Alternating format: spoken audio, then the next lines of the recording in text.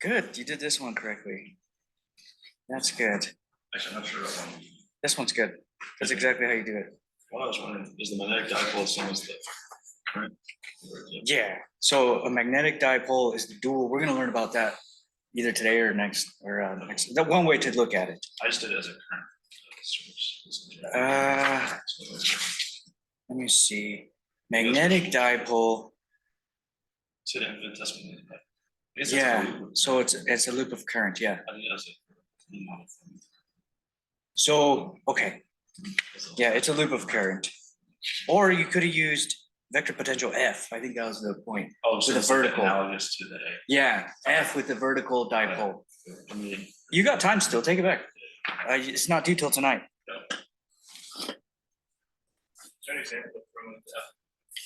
Yeah, look in the textbook, they for sure go through it, and it's in the notes. But I don't know about a worked out example in the notes.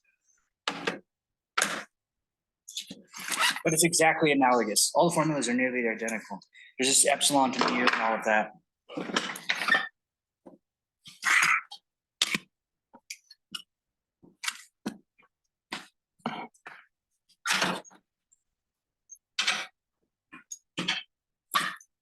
Oh.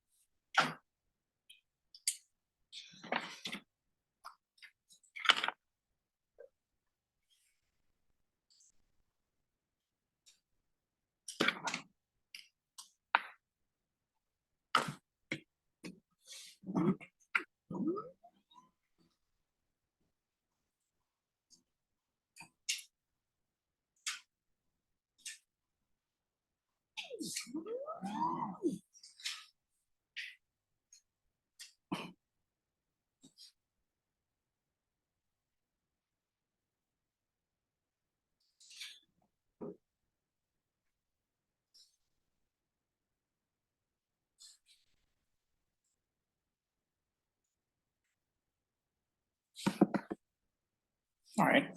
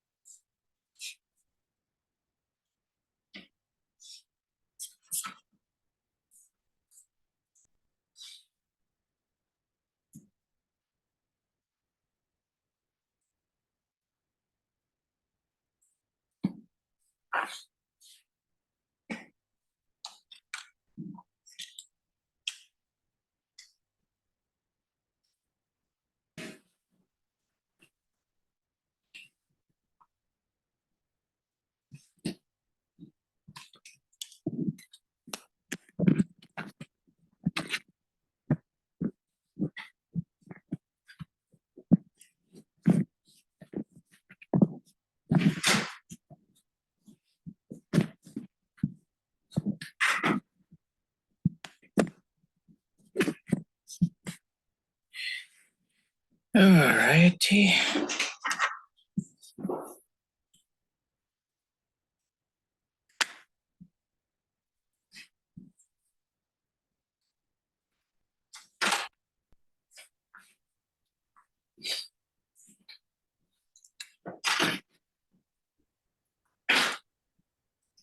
How's it going? Good to see you. You got time to meet today? Yeah. All right. So yeah, let's meet after. Oh, I got a meeting at 3. We can meet after. I always have so many meetings now. I gotta prepare for that meeting. And then I meet Afshin at 12:30. So let's hold on that. Or at 4 o'clock, are you gonna be around at 4? Yeah, yeah, that'll be good. Yeah. The meeting will be over and then I'll have the rest of the day. Good.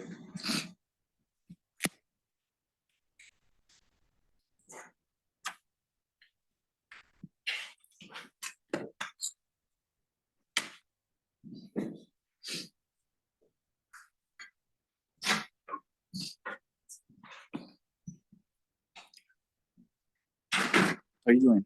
Good? Tired? Oh yeah, aren't you trying to get your quals all scheduled and all that? Very nice. Good luck.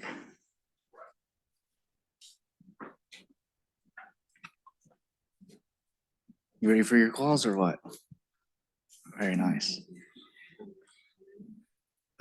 You'll be all right. I have confidence in you.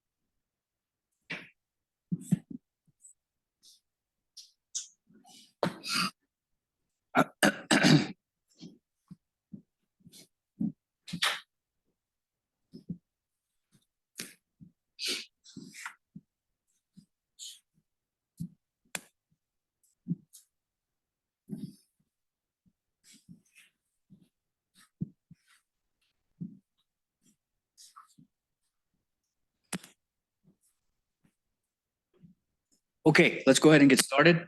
It is 9:30. Whoops.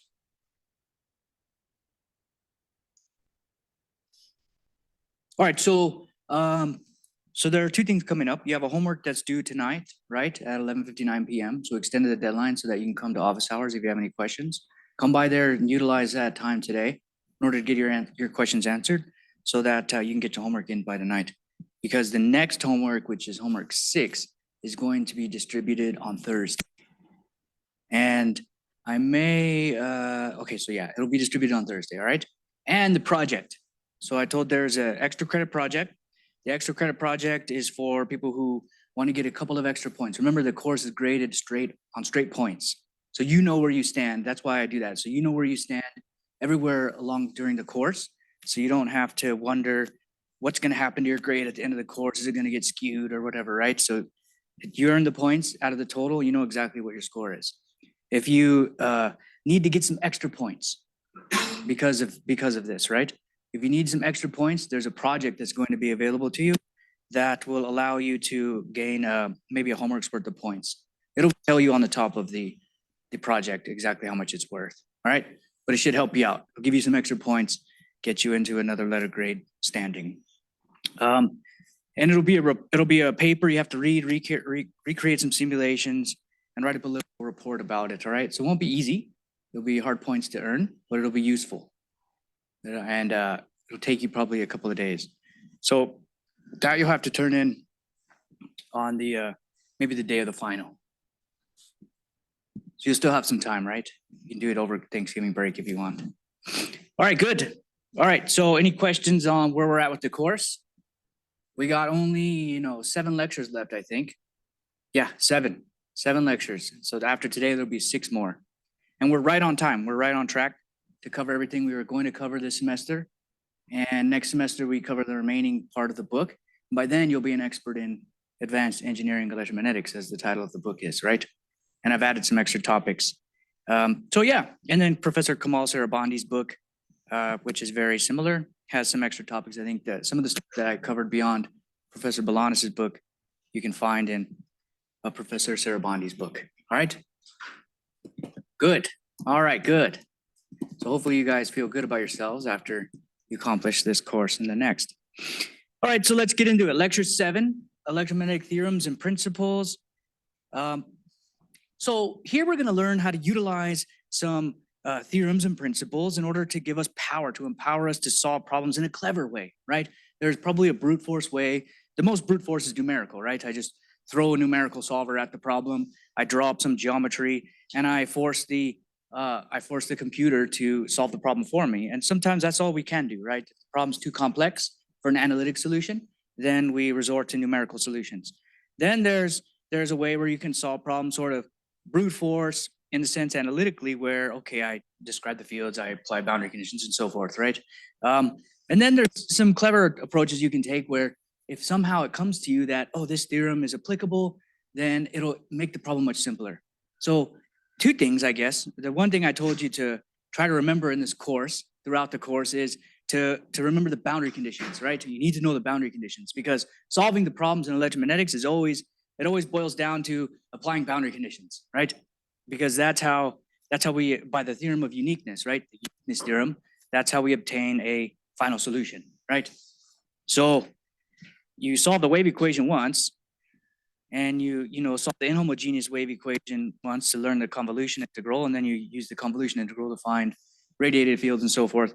But in the end, it's always boundary conditions. So I wanted you to remember that. The second thing I want you to remember now is these principles and theorems. And if you can remember all of that, then you'll be in a position to be able to solve problems creatively. All right? All right, good. So think of these as what separates you from someone who has a, kind of a decent understanding of Maxwell's equations and so forth. These are where you can apply creativity to solve problems. So the first one, oh no.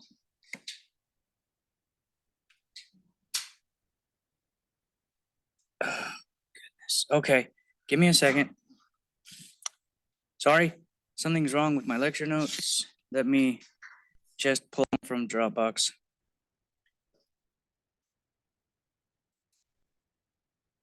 All right.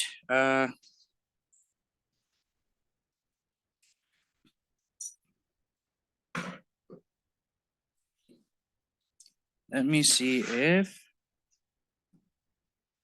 this one works.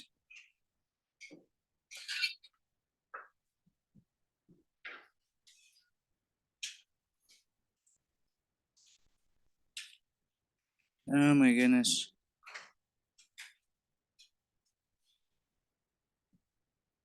All right. Go there. How do we open a file here?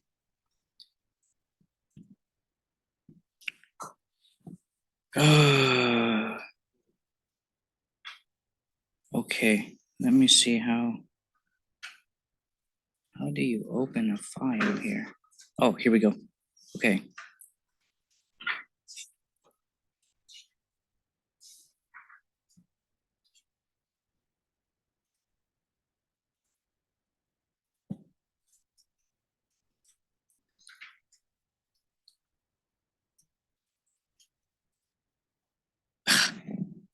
Oh my goodness.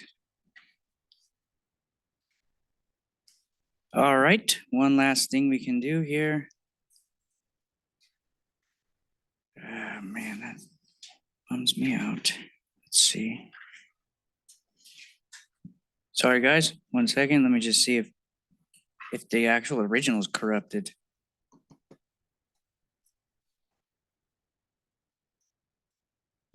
Jesus. That's really unfortunate. All right, then we'll have to open the PDF. Can you guys check if your PDFs are corrupted or are they okay? Okay, all right, so we lose the animations, which is a bummer, but we're gonna have to go off the PDF. And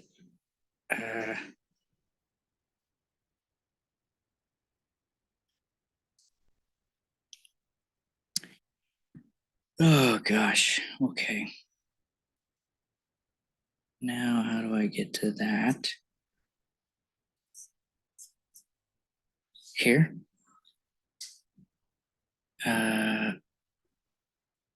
This one. Oh goodness.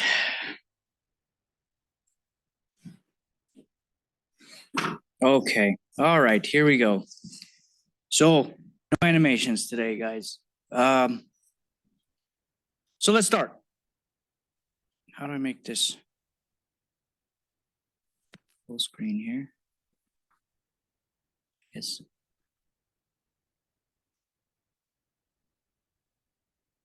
All right.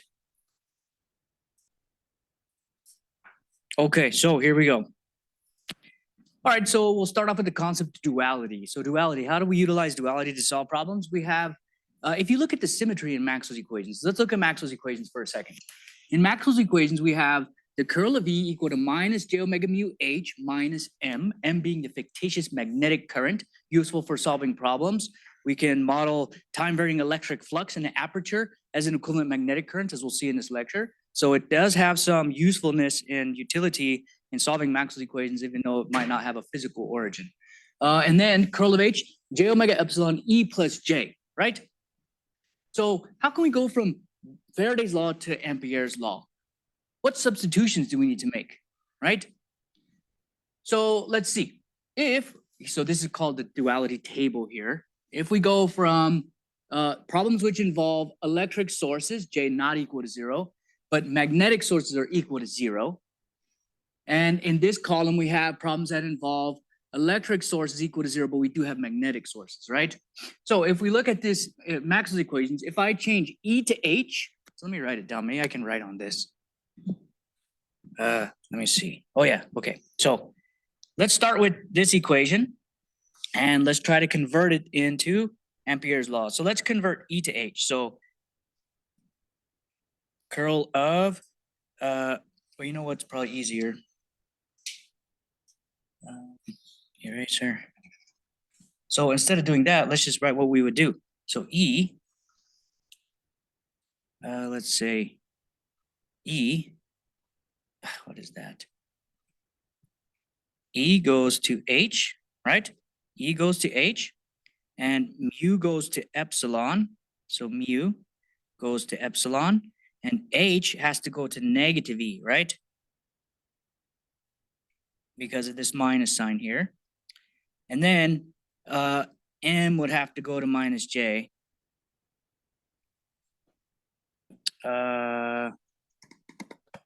Okay, that's one thing that's kind of interesting. So if we look at the table, here. So E goes to H. E goes to H. So we start with a problem that has magnetic sources rather, because we're starting with Faraday's law, which has a magnetic source. And we're going from a magnetic not equal to 0 to a problem with M equal to 0 and J not equal to 0, right?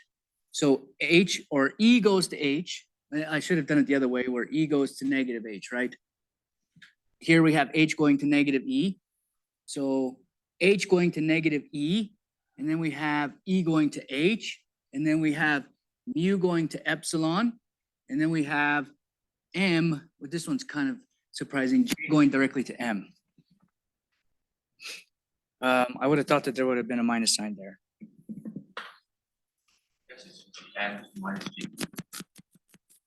Yeah, maybe it's that. Okay, so the whole point is this. If I have a problem that I solved and it involved electric sources, and we'll do an example next, I can immediately obtain the solution to the equivalent or dual problem that involves magnetic sources instead. And a classic example of that is when I have the electric field and magnetic field radiated due to a infinitesimal dipole, right? I have a vertical electric current. That vertical electric current, I can calculate immediately, we've done it in this class, what the electric and magnetic field look like, right? Now, I can immediately, using the concepts of duality, find the electric and magnetic field radiated by a magnetic dipole, right? Because I'm converting the electric dipole into a magnetic dipole, so it's electric current into magnetic current, and therefore I can use this duality table in my expressions that I obtained for the electric and magnetic field due to an electric current. I can use this table to replace all of the symbols in those solutions and obtain the solution for, the solution for the magnetic dipole, right? So let's do that. How do I get rid of this? Okay. So for example, here are the fields of a horizontal magnetic dipole. So how do we find the field due to a horizontal magnetic dipole? This is a magnetic dipole which is pointed along the x-axis. We can consider that a horizontal magnetic dipole. The way to do that, this is one way to do it, right? If you started here, you could probably do it, and it would involve some computation, right? But instead, we can use the concepts of duality. So let's start with our known solution for the vertical electric dipole. This is the electric and magnetic field due to a vertical electric dipole. We know these fields. We already solved this problem. Now we're going to use duality in order to find the fields due to a horizontal magnetic dipole. And the first thing we do is rewrite these fields for the horizontal or for the vertical electric dipole in terms of a horizontal electric dipole, all right? And there's a coordinate transform to obtain these fields. And so the way that this coordinate transform works is we start with the electric field, I delta Z over 4 pi. This is a problem that we've already solved. J omega mu E to the minus J beta R, sine of theta, theta hat, right? Because these fields, the electric field is referenced to the polar angle theta, and it's a sine of theta. In the direction Z, theta equal to 0, this electric field is 0, right? Because it's in the direction of the current. And it's maximum broadside when theta is equal to 90. All right. We want to write this in a similar way for this horizontal magnetic dipole or horizontal electric dipole. And the way we do that is keep all these coefficients because nothing has changed about the R, right? But the angle now, the polar angle is with respect to the direction of current, which we're going to call gamma, all right? So we rewrite this in terms of the angle gamma, and we call it gamma hat. That's all we've done with the electric field so far, right? Okay. How do we find the relationship between gamma and theta and phi in the spherical coordinate system of which we want to obtain the fields of this horizontal dipole in? Well, we can take x dotted with r hat, right? That's the angle. How do you find this angle? See if I can draw the picture. So how do you draw this angle, or how do you obtain this angle, right? This angle starts from here, and it goes all the way to this vector r. So this is some point r, right? All right. That angle gamma, if we take x hat dotted with r hat, x hat dotted with r hat is magnitude x hat, magnitude r hat, cosine of the angle between x-axis and r hat unit vector, which is the angle we want, gamma, right? So x dotted with r is cosine of gamma, yeah? Okay, so cosine of gamma is x dotted with r, and we know what x dotted with r is in spherical coordinates because x is sine theta cosine phi. Or sorry, I'm sorry, x hat is x hat, but r hat is sine theta cosine phi x hat plus sine theta sine phi y hat plus cosine theta z hat. And the dot product with x is going to pull out only the x hat component of that r hat unit vector, which is sine of theta cosine of phi. Good. So now when we have cosine of theta, we can easily obtain cosine of gamma. We can obtain sine of gamma, which is what we need to describe this electric field. Sine of gamma is nothing but the square root of 1 minus cosine squared of gamma, yeah? And we know what cosine of gamma is, so here's cosine squared of gamma, square root of 1 minus cosine squared of gamma. All right. Gamma hat, on the other hand, we have to use coordinate transformations. Let's see, gamma hat. So this is a unit vector like that. Yeah. So you can use coordinate transformations. I think I put them at the end of the lecture notes for that. But this is gamma hat in the spherical coordinate system. Oh, okay, yeah. So, all right. So how do we describe x hat unit vector everywhere in terms of these polar angles, right? The way we can do that is you kind of have to reason it out to yourself, right? So let me see if I can, okay, let's just analyze this to show how it comes from, right? When phi is equal to 0, what happens to this expression? When phi is equal to 0, this term goes to 0, and we just have cosine of theta, theta hat, right? Now, when phi is equal to 0, we are in the xz plane, and we want the x-directed unit vector, the x component of this gamma hat, right? So we project using cosine of theta. Let's draw a triangle, yeah? So we have a triangle. Here's the x-axis, let's say. Here's the z-axis. And when phi is equal to 0, we're in the xz plane. And we're saying that the theta hat vector, so here's r hat, for example, and theta hat is like that, right? Now, this angle here is theta. And we can also decompose this vector like that. And which angle is also theta? It's this angle, right? Because as that, no. When that angle goes to 0, that angle goes to 90. So that's not the right angle. Sorry. So let me see if I can erase it without destroying this whole picture here. Okay. So let's see here. So we have this vector here. Now, so the way I always try to figure out these angles, when this angle goes to 0, this theta hat unit vector will always be orthogonal to this r directed, this ray from the origin. So when this angle goes to 0, this is then orthogonal to the z-axis, right? This angle will open up, but this angle will go to 0. So it's this angle here, right? Yeah, okay, good. So now, what is the cosine of this angle? It's this component, so it's the x hat component, right?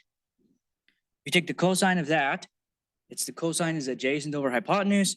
This component here is cosine of theta. So that means we're getting an x hat dominant unit vector in the gamma direction, yeah? Okay, good. So it works for phi equal to 92. You can verify this by just inspection. All right, so let's go back in now, plug in our new representation in spherical coordinate variables. So we then have I delta z over 4 pi j omega mu e to the minus j beta r over r. Sine of gamma we found to be this expression, and gamma hat is this expression. H you can find from Faraday's law once you have E. Okay, good. Now we have, so all we did was coordinate transformation there, but now we're going to use duality. We're going to use duality to obtain the fields of a horizontal magnetic dipole. So what do? We go back to our table and we make these substitutions, all right? So we're starting with a problem that has electric sources. We want to obtain a problem that has magnetic sources. So we use this table. E goes to H, right? So here, look. Here's our E. I delta z over 4 pi j omega mu e to the minus j beta r over r. Oh, it's down here. And square root of 1 minus sine squared, all that. Cosine theta, cosine phi theta hat, minus sine phi phi hat. E goes to H. The electric field expression is the magnetic field expression in the dual problem, right? So that's the first thing. E goes to H. All right. And then H goes to negative E. If we had calculated H, we would have gotten this expression, but the negative of it. All right. Then what else do we have? Epsilon goes to mu. So look at this mu here. This mu, let me do it on the thing so everybody can see it. This mu went to epsilon, right? So epsilon goes to mu, mu goes to epsilon, and then beta, we don't have any betas or etas, all right? So that's how fast you can obtain the solution to a problem that you know of, a known solution for electric sources or magnetic sources. Use the duality table to obtain the solution to the dual problem, right? All because of symmetry in Maxwell's equations, right? This table is derived from the symmetry in Maxwell's equations. Vectors in directions in J. Is the magnetic vector in the same direction as J? The magnetic vector, what do you mean magnetic vector? The magnetic current is not in the same direction as in the dual problem it is, right? If I have an electric dipole with electric current in the z direction, the dual problem is the magnetic dipole with magnetic current in the z direction, right? Yeah, so it's in the same direction. But all the fields, you have to use the symmetry table to get to the duality table to get E goes to H and so forth, right? You can kind of get it, right? Because say I have an electric current in the z direction, then we know the magnetic field is azimuthal, right? Because by Ampere's law, if I put my thumb in the direction of current, the fingers point in the direction of the magnetic field. So the magnetic field circulates around current, right? The curl of H is equal to J. Okay. Well, if now I have a magnetic dipole, remember H goes to negative E, so I have to use my left hand now. I put my left hand in the direction of the magnetic current. The electric field now circulates around the magnetic current, right? So it's a direct symmetry. It's a consequence of symmetry in Maxwell equations. You end up with this table of symmetries that you can use. All right. Okay. So we already saw this uniqueness theorem once, but now we're going to go through it in a little more detail. How do we know when we solve Maxwell's equations that the resulting solution is the only solution, right? It's the unique solution. There's no other solution. We didn't arrive at a solution that could be maybe the only, or maybe the correct solution, or it is the correct solution, but is there any other solutions, right? You want to be confident that you got the solution to Maxwell's equation. So you need to ensure your solution is unique. Could there be others that are more correct? When do we stop searching, right? We will prove that the solution to Maxwell's equations is unique, and thus there is only one solution. And the way we'll do that is we'll go through a proof by contradiction. So assume that there are two different solutions. So let's assume that it's not true at first, that there are two different solutions that satisfy Maxwell's equations and the boundary conditions. So we have EAHA and another solution, EBHB, to Maxwell's equations for the same set of sources, JI and MI. All right. So there could be two different electromagnetic fields, electric and magnetic fields, due to the same sources. Hopefully that's not true, right? Because that would make it difficult to solve Maxwell's equations. Okay, so let's start with Faraday's law. We have negative the curl of E is equal to M plus J omega mu H. If we pull the minus sign to the other side, we have Faraday's law here with the I source, right? MI, and then the curl of H, J impressed plus J conductivity, right? The current density due to conductivity, J equal to sigma E, and J omega epsilon E is the displacement current. Okay, both sets must satisfy Maxwell's equations. So let's start here. We say this set is for EA. So we have EA due to MI and JI, HA due to MI and JI, right? So this is all the A solutions due to the MI and JI. Over here, oh man, I'm sorry that something's wrong with the fonts in my PowerPoint file. And we have to use this PDF. I'll fix it before next lecture. Okay, so here we have EB and HB due to MI and JI, right? So we're assuming that both EA, HA, and EB, HB are solutions to Maxwell's equations for the same set of sources, MI and JI. Subtracting these two to get rid of the common sources leads to, because the only terms in common between these two sets of Maxwell's equations is JI and MI, we can remove them by subtracting these two equations, right? Because an equality says that this equality holds, this equality has a lot of power, this symbol, right? It means the left side is exactly equal to the right side in units, in magnitude, and everything, right? Direction, if it's vectors, equations. So it's a very powerful symbol. I don't disrupt that equality if I subtract two equalities, right? Because still, if I take this equation, I subtract this one, and I take this equation, subtract this one, I still maintain the equality. So I'm allowed to do that. I'm allowed to subtract two equations. Okay, so we get negative the curl of EA minus EB. So negative the curl of EA minus EB. And then I get MI minus MI, right, on the right side. So we get rid of that. J omega mu HA minus J omega mu HB. And that becomes J omega mu HA minus HB. Here, we can say that the difference field here, EA minus EB, we're going to call delta E. And HA minus HB, we're going to call delta H, all right? Whatever's remaining, we're going to call the total magnetic source current on the right, all right? Okay. Oh, no, we're going to call this term the total magnetic source current, all right? All right, so then we have the curl of HA minus HB, call that delta H. And we have EA minus EB, we call that delta E. We're going to call this term here the delta J total. All right.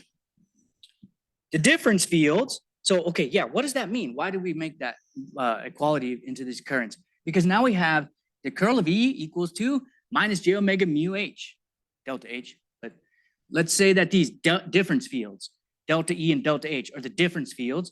They satisfy a Maxwell's equations. This is the exact form of Maxwell's equations, right? The curl of E equal to minus J omega mu H. But we're going to call it delta E. So the curl of delta E is equal to minus J omega mu delta H. And over here, curl of H, or curl of delta H, is sigma plus J omega epsilon delta E. So the difference fields satisfy Maxwell's equations, right? Source-free Maxwell's equations because we subtracted out the sources. Okay, let's now resort to the conservation of energy theorem, right? To derive an integral which shows that delta E and delta H must be 0. So you remember the conservation of energy theorem that we derived in lecture 1. here we have, I've restated it.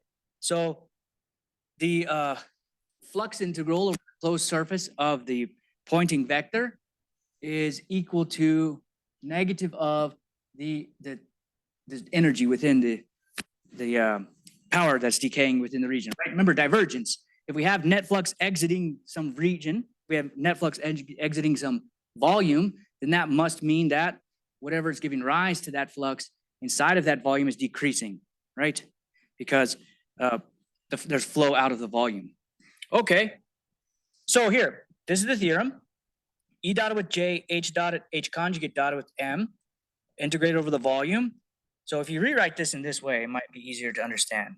So we have that over the surface, E cross with H conjugate dotted with ds is equal to minus the integration over the volume of E dotted with J total conjugate plus H conjugate dotted with M total dV prime. Okay, so like that, right?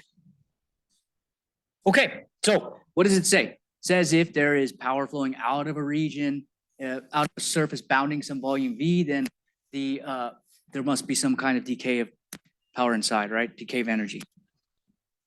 Okay, good. So the big idea is if we can show that this term on the left is equal to 0, then this integral must also be 0, right? Because they're equal to each other, yeah? Or because they're equal to the negative of each other, or the sum of these has to be 0. If this term is 0, then this one must also be 0, right? Okay, this integral being 0 leads to the necessary condition that the difference fields must be 0, and therefore EA must be equal to EB, and therefore the solution is unique. Yeah, that's the big idea. All right, so let's do it. So let's plug in the difference fields here. Delta E cross delta H conjugate dotted with ds plus the integral over the volume. We replace E with the difference field, delta E, dotted with sigma plus j omega epsilon conjugate, delta E conjugate, because H conjugate, or sorry, J total conjugate is this term. Remember from the last slide. Let me see if I can partially show that. Yeah, here. So we called J total conjugate sigma plus j omega epsilon delta E, yeah? So here it is. We conjugate everything because it's J conjugate plus delta H conjugate dotted with M total, which is J omega mu delta H, dV equal to 0, right? All I do is substitute. All right, let's look what this term is. Sigma plus J omega epsilon conjugate. Well, we know that epsilon is a complex number, so we can write it in this complex form. Epsilon minus J epsilon double prime, right? So I have the conjugate outside. And what we do now is we group, so we distribute this J omega. So we have J omega epsilon prime. We have J squared, which is -1. So we get plus omega epsilon double prime. That's still a real part. So sigma plus omega epsilon double prime is the real part, plus J omega epsilon prime conjugated outside still, right? All right, so all we have to do is conjugate the imaginary part. We have sigma plus omega epsilon double prime minus J omega epsilon prime. All right. And we do the same thing with J omega mu, represented in terms of its complex, its real and imaginary part. And then we simply conjugate it, or we don't conjugate it, right? We distribute the J omega because the M total was not conjugated. All right. So let's assume first that the first integral is 0. We will subsequently derive conditions for this to be true, right? Then the conservation theorem says that the integration over the volume of sigma plus j omega epsilon conjugate magnitude of delta E squared, because here we have this term we figured out is this, right? And then we have delta E dotted with delta E conjugate. And that's the magnitude of delta E squared, right? A times A conjugate is magnitude of A squared. Okay, then we have plus j omega mu delta H squared, right? All right. So we split this into its real part and its imaginary part. That has to equal to 0. If this term is equal to 0, we're assuming that that's true first. Then we'll show that that is true. All right. Okay. If we use the expressions for the conjugates here and here, then what we find is that the above expression can only be satisfied if these two are 0, right? So we could probably work all that out. So let's see. This sigma All right, let's see. So sigma plus omega epsilon double prime here. Oh, here. Sigma plus omega, the real part of this is sigma plus omega epsilon double prime, right? To integrate that over the volume. Then we have j omega mu, real part of that, which is omega mu double prime and delta H. Okay.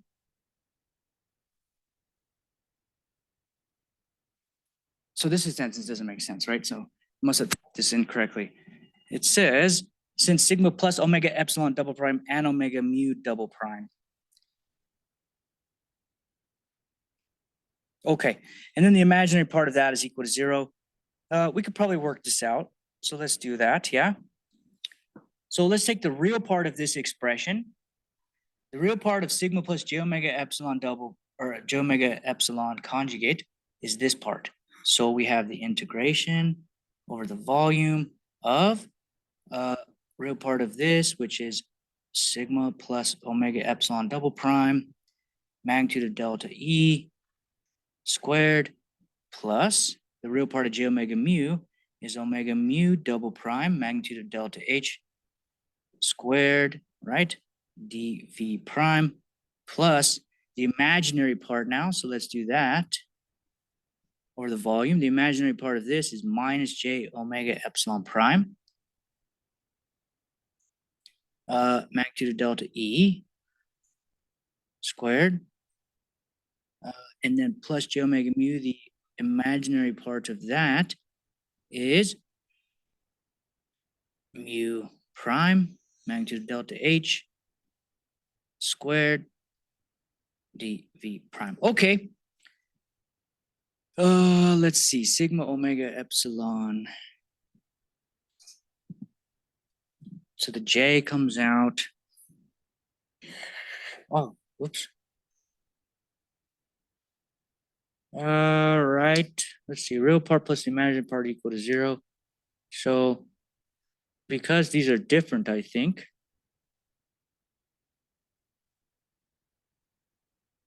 So it looks like the only way that these two can be 0 together, if you add them together, because I think it's because sigma plus omega epsilon prime is not cancelable by j omega epsilon prime, right?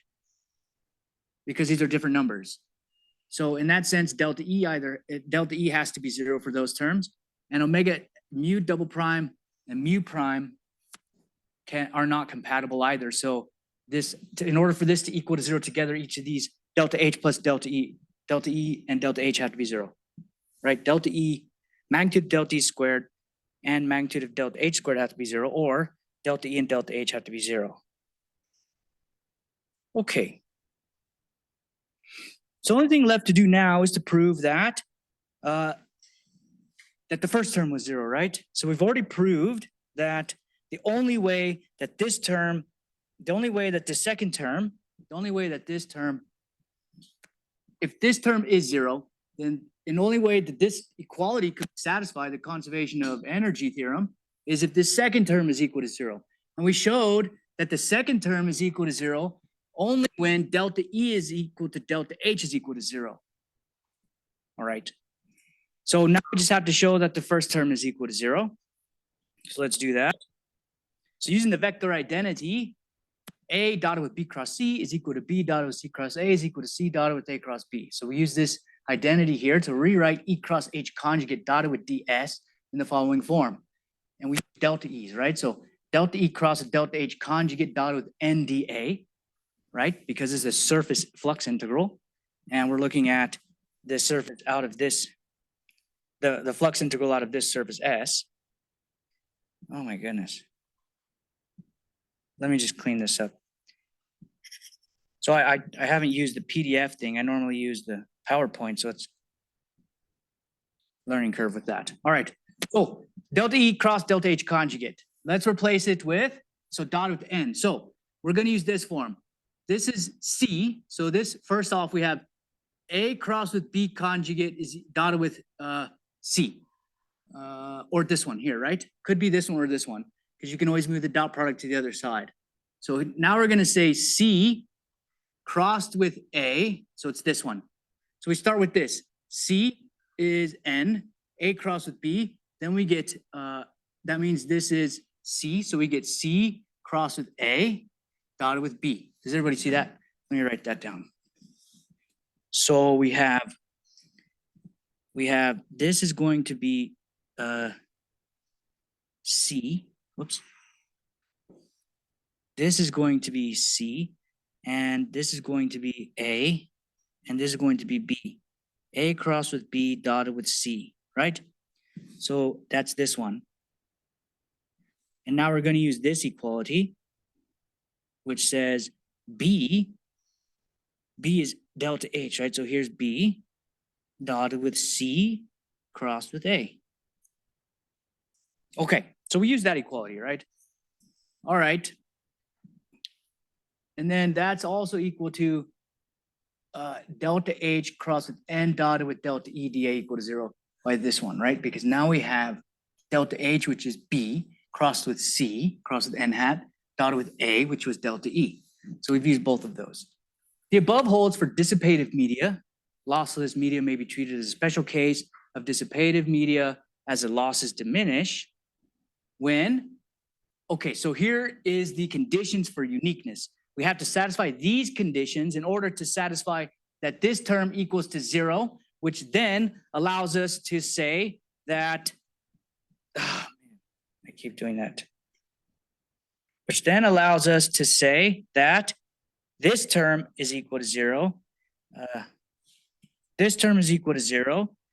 And we showed that if this term is equal to 0, so if this term is equal to 0, the first term, then the second term is equal to 0 when delta E equal to delta H equal to 0, right? So that's the idea here. And the first term, so that rests on the first term being 0. The first term is 0 when these conditions hold. So a field E or H is unique when N crossed with E is specified on S, then N crossed with delta E equal to 0 over S. So first thing is when N crossed with delta E, N crossed with delta E equal to 0 over S, right? Because we're integrating over S. So if N crossed with delta E is equal to 0, then if N cross E delta E is equal to 0, then this whole integral is equal to 0, and that's what we need to do. That happens when N cross with E is specified on S. We need N cross delta E equal to 0. This results from exact specification of the tangential components of E and satisfaction of this integral, right? No specification of the normal component are necessary because it's N cross delta E. All right, so N cross delta E has to be 0 first. All right, or a field E and H is unique when N cross with H is specified on S, then N cross delta H is 0 or delta H conjugate cross with N is equal to 0, right? So if that's equal to 0, then this results from exact specification of the tangential components of H and satisfaction of the star. Okay. Very good. So the tangential components, if you specify tangential E or tangential H on a boundary, then on the whole boundary, then you have a unique solution. Or if you specify N cross E on part of it and N cross H over the rest of it. All right. That's the idea. So in summary, a field in a lossy region created by sources Ji and Mi is unique within the region when one of the following alternatives is specified. The tangential components of E over the whole boundary. We need to know the tangential components of E over the whole boundary, or the tangential components of H over the whole boundary, or we specify the former over part of the boundary and the latter over the rest of the boundary, right? Okay. Tangential E over the boundary. Does that mean we just have a function for tangential E for whatever boundary? Yeah, so you need to know, okay, so if you solve a problem, then you have some form of E and H, right? You need to specify the tangential E or the tangential H over a boundary to make that solution unique. In other words, you need to apply boundary conditions, right? Or you can make that boundary go to infinity and apply the radiation boundary condition and say that those tangential components go to 0. Somehow you have to specify those tangential components. Okay, all right, so let's move on. All right, so the next theorem is image theory. right? So you guys have undoubtedly seen this before. Image theory, whenever a source radiates in the presence of an infinite ground plane, like for example here, or a mirror, the problem can be solved by introducing what's called an image source, and you can remove the ground plane and solve the two source problem instead, all right? Which sometimes is a lot easier. So for example, here I have an actual source here, which is radiating in the presence of an infinite conductive plane. The conductivity is infinite, and above we have free space, below we have sigma equal to infinity. So it's a half space, infinite planar half space of conductive material with infinite conductivity, right? So this is like a perfect mirror to electromagnetic waves. All right. We can solve the problem of this source and take into consideration the boundary condition along the PEC, or we can solve the problem of the actual source and an image source and remove the PEC altogether and solve the new two source problem. What is the advantage of solving the two source problem over the original problem with boundary involved, right? And the advantage is the utilization of the Green's function, right? So you remember last lecture, we solved the inhomogeneous wave equation and we obtained what's the Green's function, the radiation due to an infinitesimal point source, right? And e to the minus jkr over 4 pi r. And then we were able to do spatial convolution with an actual current density to find the radiated electric and magnetic fields, right? Okay, the use of that Green's function, the free space Green's function, relies on the entire problem being embedded in a homogeneous free space environment. So if you have this source radiating in the presence of the ground plane like that, that Green's function is no longer valid. So you either have to develop a new Green's function for this problem. You have to develop a new Green's function for this problem, or you can use image theory, remove the ground plane altogether, introduce the image source. Now everything's radiating in free space. We can use the free space Green's function, right? For the two source problem. The idea is that the radiation from the actual source and the image source together satisfy the same boundary condition along this infinite planar interface as the original problem did, right? And this kind of makes intuitive sense. Whenever you look in a mirror, you see an image of yourself on the other side of the mirror, right? And that image on the other side of the mirror is exactly the same distance away from the mirror, and it has certain symmetries, right? Which we'll learn about in the next slide. So here, the idea is this is the same it satisfies the same boundary condition. I think we go through it in the next slide. So let's do that. So the direct ray, this is the direct ray. So at this observation point P, there's a direct ray, which from the source radiates to that point. And then there's a number of reflected rays, right? So here we have one reflected ray, which goes to the observation point, right?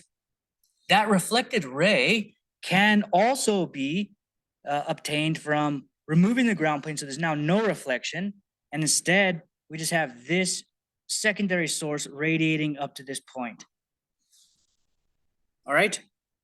And the idea is that the radiation from this virtual source at this point, plus the radiation from the actual source at this point, if you add them together, you get the same boundary condition as the PEC original problem had, which is tangential E goes to 0, right?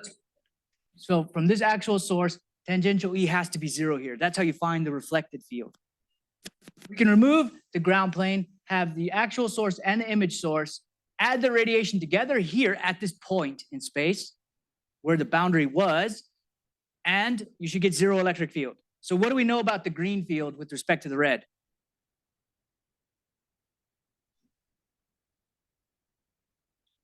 You have to get 0 there, right? So what should the green and the red be? If I add two fields and get 0, then what should the relationship between field 1 and field 2 be? Oppositely directed, right? So these two have to be oppositely directed. And that's what tells you by knowing that, that tells you what the virtual source orientation has to be. Okay, so let's take a look. All right. So let's start with vertical sources, right? So here we have vertical sources. We have So first off, the image, because of that boundary condition it has to satisfy, it has to have the same strength of electric field at this point than the true source did. So it should be the exact same distance below the ground plane as the true source is, right? So the virtual source is the same distance h from the ground plane as the true source is. And if we start with vertical electric dipoles, then we know the theta hat component, which is orthogonal to some r direction drawn from the origin of origin centered around that original source to the point of reflection. This would be the theta component, right? And the image source has its own theta component, yeah? When these two sources of the radiation, the electric field due to these two sources, meet along this now imaginary mathematical boundary, the total has to be 0 because that was the original boundary condition in the PEC case. So what we have is the tangential component of E has to be 0. E total tangential has to be 0 along this mathematical interface in the two source problem embedded in free space due to the original boundary condition of the vertical source along the PEC surface had to be tangential total electric field had to be 0, right?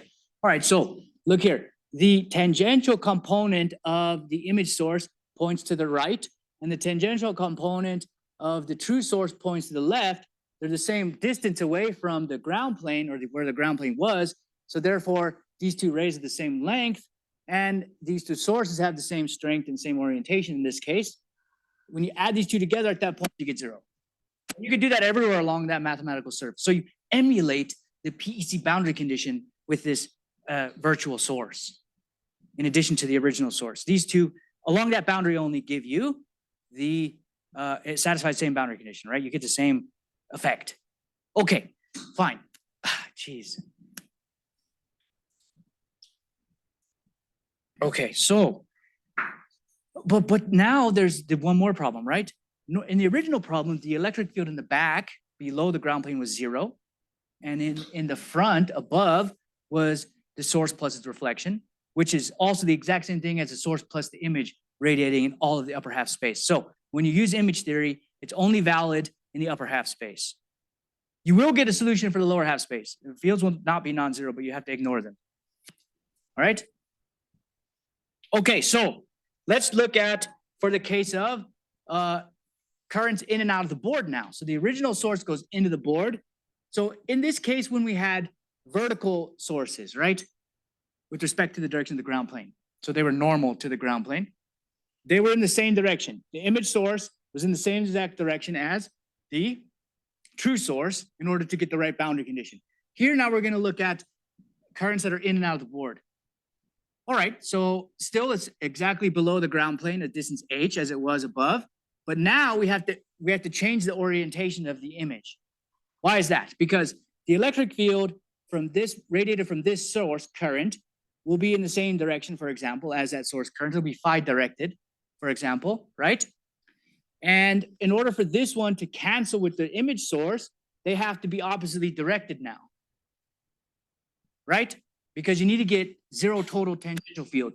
These are purely tangential components, and they have the same distance from their source, from their true source of the image source, and they have to be oppositely directed to cancel. So that allows you to develop this table here for images. So if we have an electric source, which is vertical, then the image source is vertical. Vertical with respect to this conductive plane, right? If the tangential component, if the component is horizontal, this is electric current, right? This true source, then the image source has to be anti-parallel, right? Oppositely directed. Yeah? Okay. You could do the same thing for magnetic sources on an electric conductive plane.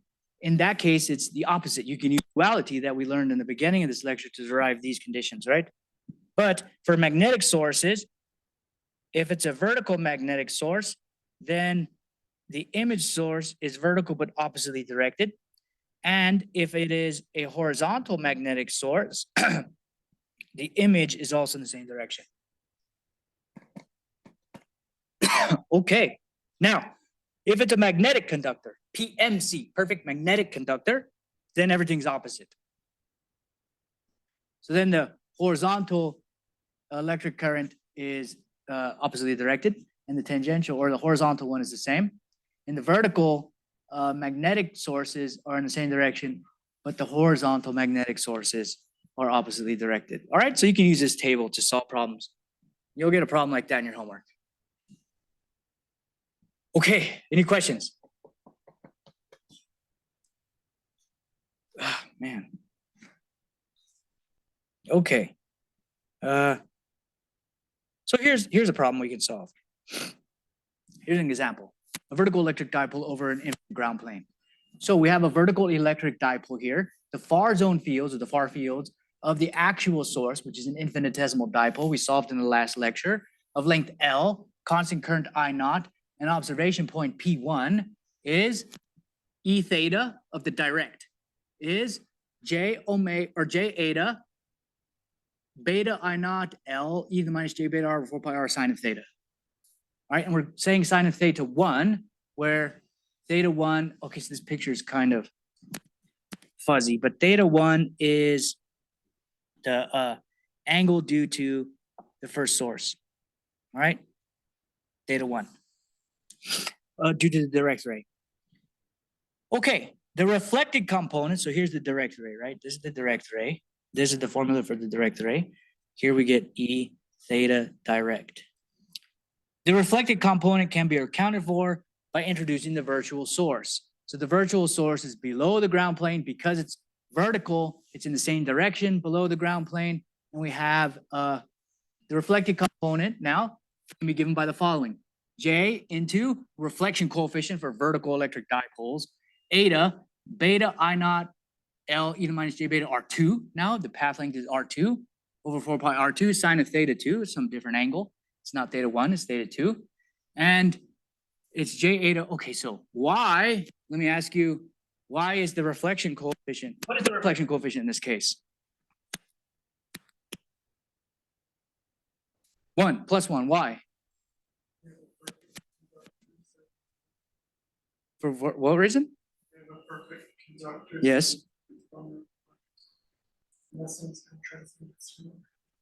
Yes, okay. Okay, very good. Here we're talking about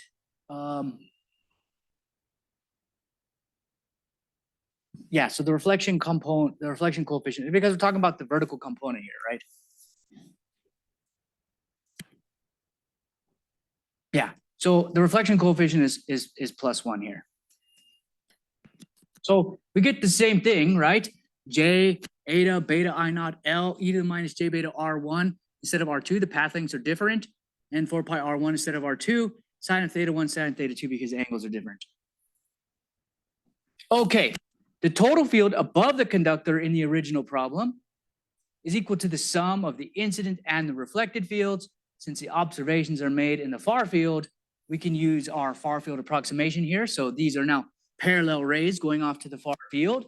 And we can represent R1 as R minus H cosine theta, right? Because here's H, here's the angle theta to the R vector, and this vector R1 and this vector R are different by a length of H cosine of theta, right? We learned that last lecture. And R2 is longer than R. So this R here from the origin off to the observation point is shorter than R2 here by an amount R plus, or sorry, H cosine theta. So you have to add that on, right? And for amplitude, it's R1 equal to R2 equal to R, and theta 1 equal to theta 2 equal to theta. Okay, good. So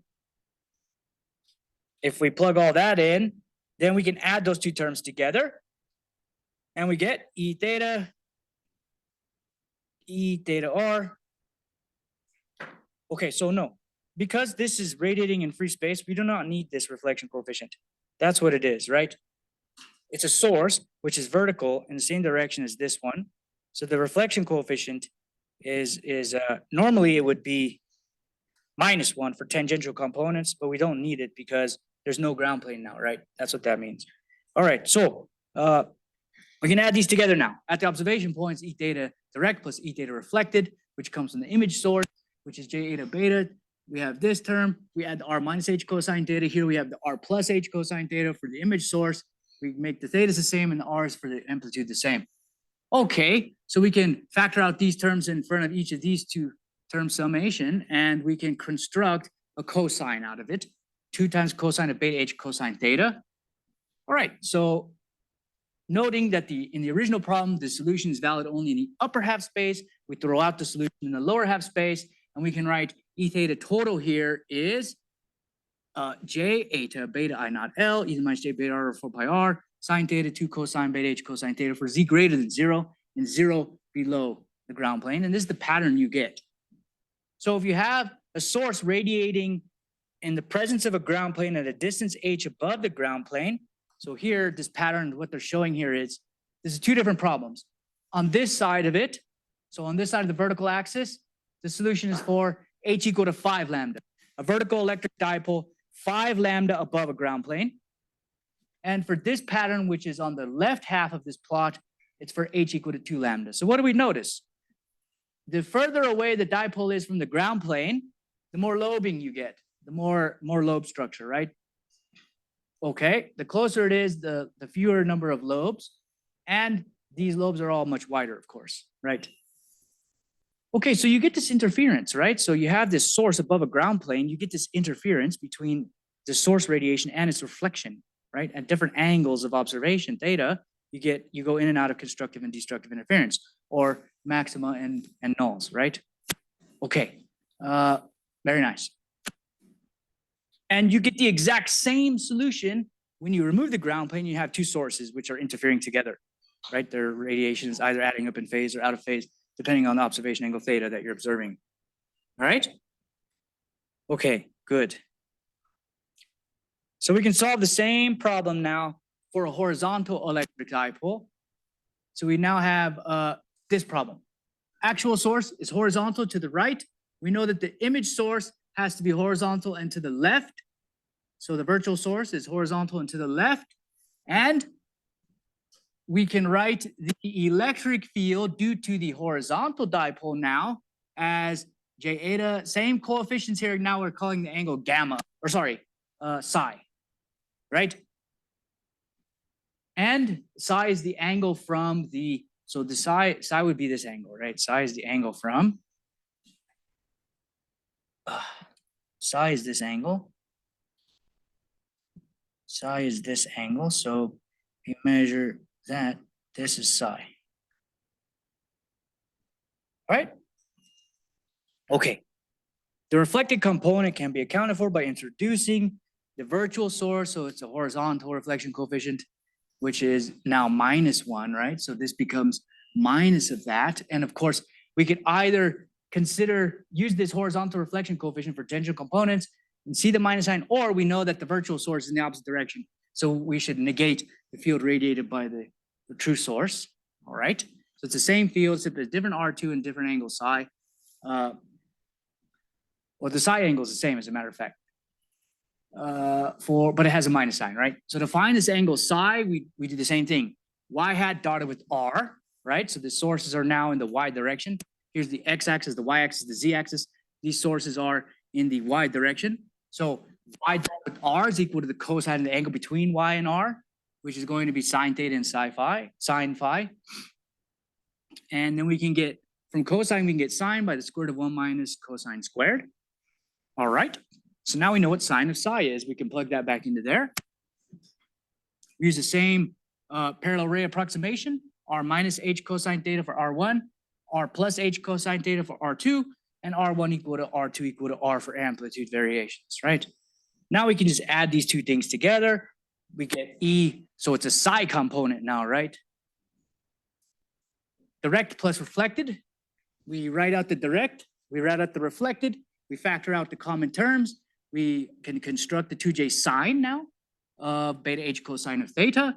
And in the original problem, we note that the fields above are non-zero, but the fields below are 0. So we end up with this solution at the end. So here's a plot of E of psi for 5 lambda heights on this half of the plot, and for 2 lambda height h on the left half of the plot. And we see the same thing, right? Interference, more interference at the dipole is further away from the ground plane. To J. So whenever you see J, so think about this. if I have a circle here, and this is the imaginary axis, this is the real axis, then, and I can have a triangle here, right? So e to the jx is cosine of x plus j sine of x, right? And here's your cosine of x, here's the sine of x, right? Okay, so if the x angle is, let's say x is equal to pi over 2, right? Then what happens? Sine of pi over 2 maximizes. We get e to the j pi over 2 is equal to just j, right? So if this angle here is pi over 2, then you're at this point on the circle. So whenever you see a j, you can just attribute that to a 90-degree phase shift, right? So if you see j, think of it as, you can think, the way I like to think of it as, it's 90 degrees out of phase, 90-degree phase, the term that represents e to the j pi over 2, right? Okay, good.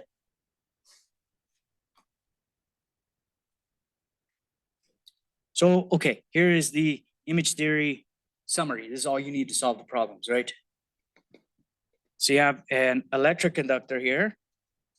There's either an electric conductor or a magnetic conductor. If it's an electric conductor, you have electric sources and magnetic sources. When it's a magnetic conductor, you have the same set of sources, and you can use this table to determine what direction your images should be, right? Okay. So here's an example where I've actually used this in a paper that I wrote. So here what I'm showing is sort of it's a metasurface, but it's a two-dimensional problem in the sense that it's invariant in some direction, right? So if I have a general problem, which is a 3D problem, then you would have, in general, variation along the x, y, and z direction, right? But if I know that my geometry has no variation in one direction, so partial by partial z is equal to 0, for example, right? Or then also that means that kz is equal to 0. So there's no variation in the fields or the geometry in some direction. It's infinite and invariant. Then you can reduce the problem to a two-dimensional problem. And if you do that, then it's a simpler problem to solve in some cases, but you can also derive some consequences by solving the problem in two-dimensional sense, right? And there's some applications where that approximation is good and valid. So, all right, so if the geometry and the excitation of electromagnetic system is invariant in one dimension, it can be solved in 2D using the 2D solution to the wave equation. 2D solution to the wave equation just says our original wave equation, but partial z is equal to 0 and kz equal to 0. That reduces to a two-dimensional problem. Only x and y now, right? To emulate the two-dimensional problem using physical realizable geometry, we can place subwavelength elements in a parallel plate waveguide. And that's exactly what I did. So here we have a parallel plate waveguide, right? So I have two parallel plates that are closely separated, right, by a subwavelength distance, and they're infinite plates. Now we're assuming that they're infinite PEC planes. What happens if I put a source in between those two planes, right? So first thing that's going to happen is this actual source is going to image using image theory across this ground plane, and I can remove the ground plane then, right, technically, and it's going to image across this ground plane, right? So image number, oh my goodness. I will fix these slides so we can use PowerPoint next time. It must be a missing font or something. Must have updated my PowerPoint or something. Okay, I can image. So I have image number 1, the right image of the actual source. Image number 2 is the left image of the actual source, right? Okay, but these planes are still there, right? So this image images across this ground plane. So image number 3 is the right image across this vertical ground plane right here of the image of the original source. So the first source images across this ground plane. Then that image images itself across the other ground plane. And then this image here images across this ground plane to be over here. And this image images across this ground plane to be over here to image 4. You can see infinite images, right? So now what have we done? We've created an infinite invariant geometry. So long as the fields within the parallel plate waveguide can be assumed to be uniform and invariant, right? if you want it to be a 2D problem. So that's why these have to be sub-wavelength distances so that you get only the fundamental dominant mode in the parallel plate waveguide, which is the TEM mode, which has no variation in the direction between the plates. So all the images are going to have no variation. And now I've succeeded to create an infinite problem out of finite geometry, right? If you put yourself in between two mirrors, that same thing happens. I'm sure you've done this before. If you're in the bathroom and you have like two mirrors, you can see infinite copies of yourself in each direction, right? So that's the same principle, infinite number of images. So, okay, so you can design a meta service using 2D problems where you assume there's no variation, but how do you fabricate this and test it or even simulate it in 3D solvers? Well, you put your geometry in a parallel plate waveguide. So here's the meta service made of all these printed circuits, and I don't show the upper plate. So it says parallel plate waveguide, top plate not shown, but there's a bottom plate, and then there is an upper plate here that goes above these that images all of these things. So now these inductors become an infinite string of inductors. These capacitors become an infinite vertical string of capacitors, so forth, right? So that's a problem. That's a situation in recent research where you can actually use these concepts.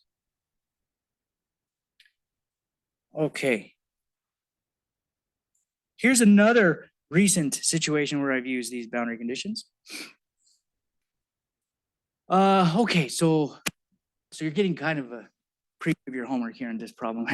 So here you have two PEC plates at a right angle like this, all right? And if you have two PEC plates at a right angle, use these two tables here to find what all the image sources should be. So this source right here, this actual source, inside of this 90-degree configuration of two PEC plates, this becomes one horizontal and one vertical, right? Because it's diagonal with respect to the plates. So if you break that into sources aligned with the plates, you'll see one is, so with respect to this plate here, we have one horizontal and one vertical, right? So let's use the table. We have an electric plate, so this is electric conductivity. The vertical one stays the same, so the vertical one goes like this. And the horizontal one flips direction, so the horizontal will go like that. Therefore, when you add these two together, your image here is like that, right? And you can do the same thing everywhere else, and you can construct these four images. Now you can get rid of this corner, get rid of both these PEC plates and solve the four source problem. And you can then calculate the actual fields, the exact fields radiated by this source in this PEC corner, right? It's probably a hard problem to solve without using images. You would have to apply boundary conditions on that corner shape thing. Okay, one other situation is if you want to create as a mythal or cylindrical as invariance, right? So periodic boundaries with no phase shift between the cells in cylindrical coordinates, then you could have one vertical plate and one which is slightly rotated with respect to the vertical plate off at this angle. And you can put a source in here. And if you do the imaging with this configuration of one vertical plate and one rotated by some small angle with the common axis, a common origin like that, then the images fan out into a circular configuration. So you can get periodic boundaries in circular coordinates like that, right? Yes. Like, because we have a reflection of one P, reflection. So the images are kind of superpositions of those reflections. Yeah. We have to account for that. So the images image themselves as well, right? So in a parallel plate configuration, you get infinite number of images. In the circular configuration, you get a finite number, but they're arranged in a circle. So all of them are accounted for, right? Magnitude of the intensity of the reflections. Like each image will be image of one image along with the original. And then both, so you kind of have a superposition of two possible. Well, they won't overlap, right? Is that what you're saying? No, I mean, they will overlap with image first one, but back reflects and goes to the odds as a reflection. And but you could also say that it starts here and you back reflects the other. So where stock count. Or So the images should never overlap, right? Go through this diagram and you'll see it. Yeah, I mean, so the first image here, do this blue distance D, and the first image across this one is horizontal distance D, right? Then this image, if you follow the yellow curve, images across this ground plane. And this image, if you follow the green curve, images across the vertical ground plane. And then this image, images across this tilted ground plane through the blue arrows E. And this one images across the vertical one through the distances B, right? They should never overlap. eventually the cycle.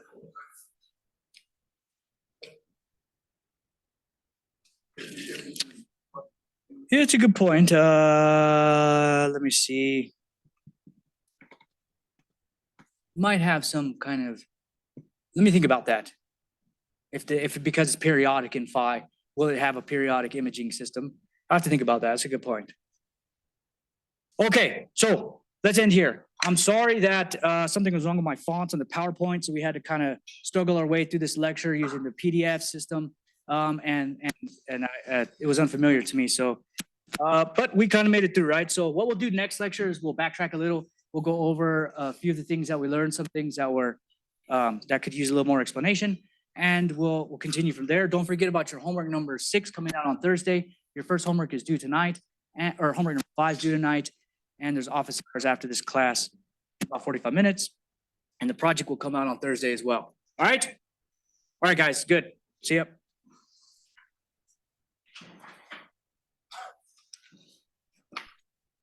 So here is an infinite images. See, look. But it's got a cool little delay like the dancers.